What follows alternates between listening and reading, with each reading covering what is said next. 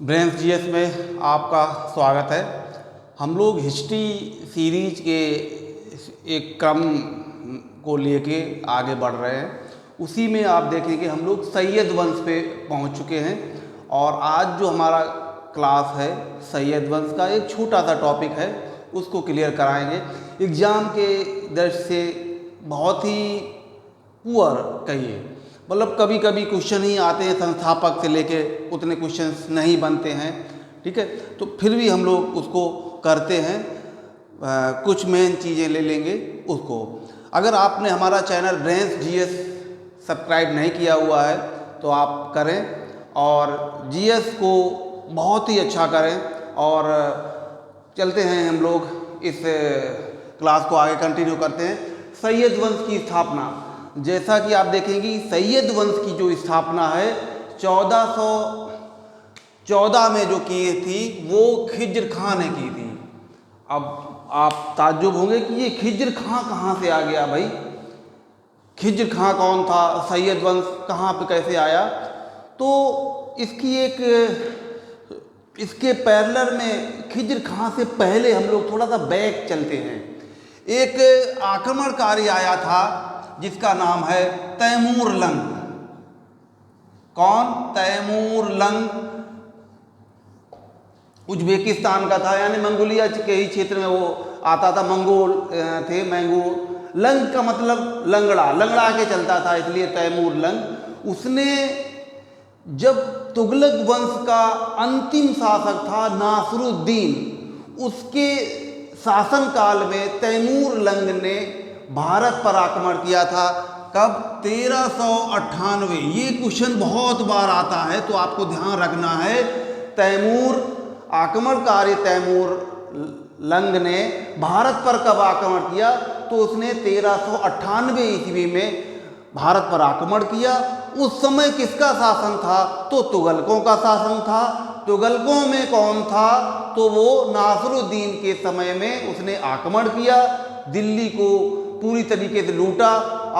और जो क्या नाम है, नासरुद्दीन जो तुगलक वंश का शासक था वो एक दुर्बल कमजोर था।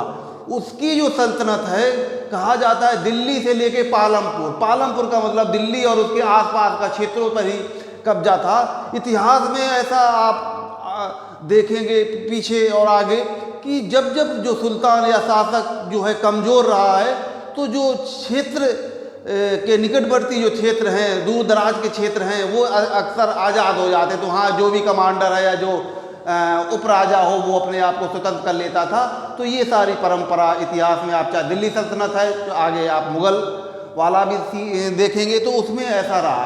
बहरहाल तैमूर लंग ने आक्रमण जो है 1398 ईस्वी में किया था और नासरुद्दीन के समय में किया, जब उसने पूरी तरीके से दिल्ली पे विजय प्राप्त कर ली और अपना एक सेनापति, अपना जो कमांडर था खिज्र खां, उसको जो है अपने विजित क्षेत्रों की कमान सौंप के और वो लूटपाट करके, जिस उद्देश्य से वो आया था धन प्राप्त करने के लिए, वो लूटपाट करके अपना ले जाता है और यहाँ पर अपना उत्तराधिकारी जो है खिज्र खां उसको काम सौंप देता। यही खिज्र खां जो है 1414 में 1414 में दिल्ली में सैयद वंश की स्थापना करता, सैयद वंश की स्थापना करता। लेकिन जब राजगद्दी पे बैठता है, अपने आप को स्वतंत्र शासक के रोल में नहीं, तैमूर वंश का उत्तराधिकारी के रोल में अपने आप को दर्शाता है और जो है बाकायदा टैक्स और कर पे करता है। तैमूर लंग का लड़का जो अगला उत्तराधिकारी बनता है वहाँ पे उज्बेकिस्तान में क्षेत्रों में, तो वहाँ पे बाकायदा उसको टैक्स भेजता था, ये कर भेजता था। तो उसी के प्रतिनिधि के रूप में इसने शासन किया। बहरहाल जो वंश, जो शासन इतिहास में जो हम लोग पढ़ते हैं वो सैयद वंश की स्थापना हुई इसके द्वारा, खिज्र खां के द्वारा, ठीक है। तो बहुत इम्पोर्टेंट। उसके बाद जो है कुछ समय के बाद जब खिज्र खां का शासन समाप्त होता है उसका पुत्र अगला उत्तराधिकारी बनता है, जिसका नाम है मुबारक शाह। मुबारक शाह, ठीक है। मुबारक शाह जो है उसके प्रतिनिधि के रोल में उसके शासन में रहा। उसका बहुत ज़्यादा रोल ऐसा इतिहास में नहीं मिलता है, लेकिन उसके बाद उत्तराधिकारी जो बनता है मोहम्मद शाह, ये सैयद बन के ही सुल्तान है मोहम्मद शाह। मोहम्मद शाह भी एक दुर्बल सुल्तान था, दुर्बल सुल्तान इतना था। और ये इम्पोर्टेंट आपके लिए इस वजह से है कि इसके शासनकाल में दिल्ली सल्तनत में पहली बार 2 हिंदू अमीरों का जिक्र आता है। वो कौन थे? सरवर उल मुल्क और अलाउल मुल्क। तो सरवर उल मुल्क जो है, जब सुल्तान कमज़ोर है तो इनकी जो पावर है, इनकी जो सत्ता है वो बढ़ चुकी होती है, पावर बढ़ चुकी है, तो अपना पूरा गुट बना लेते सारे। तो पहली बार हिंदू अमीरों का जिक्र आता है और ये सरवर उल मुल्क इतना ताकतवर होता है कि ये इसकी हत्या कर देता है, ठीक है। फिर दोनों जो है कुछ समय बाद दिल्ली पे इनडायरेक्ट जो है उस पर अधिकार कर लेते हैं। उन्हीं के ही जो है इर्द गिर्द शासन घूमता है। और फिर बाद में ये दोनों ही मिलके जो है इसको अलाउद्दीन आलम शाह को राजगद्दी पे बैठालते हैं। और कुछ समय बाद जो है राजगद्दी की जो दिल्ली की जो पावर है राजगद्दी, तो यही इन्हीं के ही दोनों पावर में रहती है, हाँ, यानी कि इनको ही हाथों में रहती है। तो ये ऐसी अव्यवस्था दिल्ली में फैली हुई थी, शासन की बागडोर जो है अब के आगे किसके हाथ में जाएगी, तो ये सडन इन्हीं के इर्द गिर्द रहता था। तो ऐसे में ही एक कमांडर के रूप में एक बहलोल आगे आता है और इनकी हत्या करके दिल्ली की जो राजगद्दी अपने हाथ में ले लेते।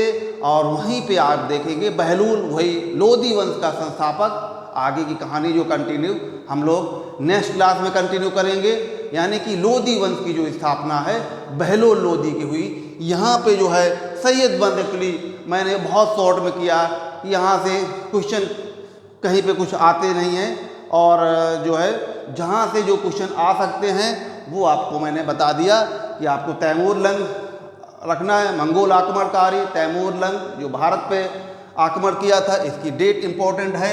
भारत पर इसमें आक्रमण किया था, भारत पर आक्रमण। और आक्रमण जब किया था वो उस समय तुगलक शासक कौन था? तो नासिरुद्दीन महमूद, नासिरुद्दीन का शासन होता है। ये कौन होता है? तुगलक वंश का शासक था, अंतिम शासक।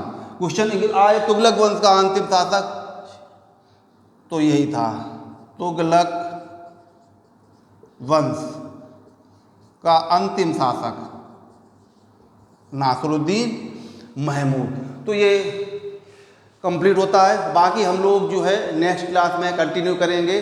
और अगर आप IAS की तैयारी कर रहे हैं, PCS की तैयारी कर रहे हैं, लोअर की, RO की, SI की, SSC की, NDA, CDS या कोई ऐसा एग्ज़ाम जिसमें GS का बहुत रोल है, तो आप हमारी टीम के साथ जुड़ें, हमारे चैनल के साथ जुड़ें और उसका फ़ायदा लें। और अगर आप के पास पैसे कम हैं या आप बहुत मोटी भारी भरकम फीस पे नहीं कर सकते हैं, दूर दराज के क्षेत्रों में रहते हैं और हमारी टीम के साथ जुड़ के अपनी GS बेहतरीन करना चाहते हैं और जो एग्ज़ाम जिसकी तैयारी कर रहे हैं आप उस एग्ज़ाम को हिट करना चाहते हैं, तो निश्चित रूप से आप हमारी टीम या हमारे ग्रुप यानी कि ब्रेन्स GS चैनल के साथ जुड़ें और जो है फ़ायदे ही फ़ायदे लूटें। ओके, मिलते हैं।